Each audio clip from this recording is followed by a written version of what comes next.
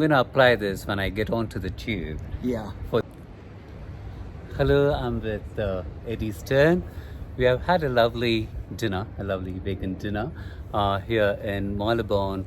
And I want to ask you, Eddie, like when it comes to yoga philosophy, it sounds quite complex.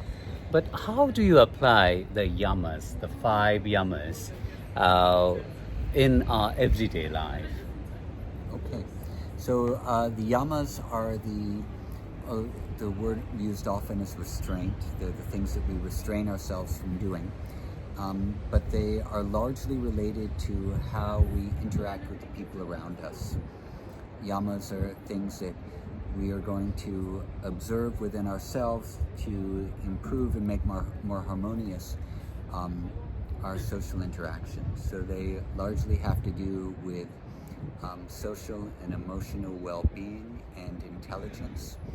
And one of the things Patanjali says about yamas is they're the Mahavrata, they're the great vows that everyone should follow, irrespective of the time they're born, where they're born, the status of life they're born in, their race or anything. Everyone should adhere to these. And a vrata is also, as you know, it's an observance. It's something you do like a vow. So these are great vows. Now, one of the things about a vow is that you can take a vow and observe it for certain periods. So, for example, you might vow that for a certain part of your life, you're just going to do this one thing for a certain period of time. Like dieting. Yeah, because it's like too hard to do all the time. So what you can do with the yamas is that, like, so let's take, for example, ahimsa, which means Yes. an absence of harm. This is the first yama. Often translated, incorrectly translated, as non-violence or non-harm. Himsa means to cause harm. Means an absence or the opposite of. And so with ahimsa, we are embodying this sense and creating, cultivating this condition within ourselves of non-harm, of no violence, of no aggression, of non-judgment, non-criticism,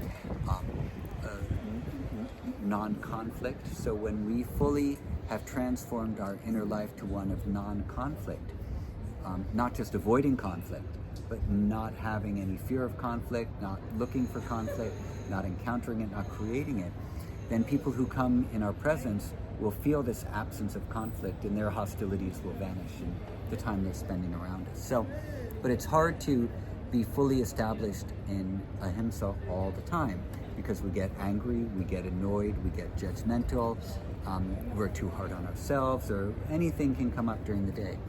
So the question you asked was, how can we very simply embody some of these yamas in day-to-day life? And so because Patanjali has said they're also vratas, they're vows, one thing you can do is you can take, say, the vow of non-violence for an hour a day or for half an hour a day. And in the morning time or in the nighttime, before bed or when you get up, you're going to, so for this 1 hour, I'm going to be completely non-violent.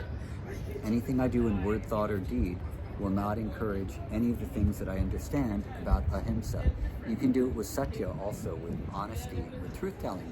For this 1 hour during the day, I'm going to be 100% completely honest in all my thought processes and in all my communication. Because honesty starts with ourselves and then it filters out to the world through the way that we speak. So that's, of course, easier to do before you start speaking to people. So you do it early in the morning before your spouse wakes up, your partner, or whatever. But so that's one way that you can immerse yourself into practicing yama. Start with a small vow. I'm going to do this for half an hour a day or an hour a day in a time when I know I can practice it. And then your consciousness will start to transform little by little, because that's what a daily practice does. It changes you. And you begin to take on the form down to a cellular level of that thing that you're practicing. So it becomes a habit, becomes second nature. And then it filters out into your life.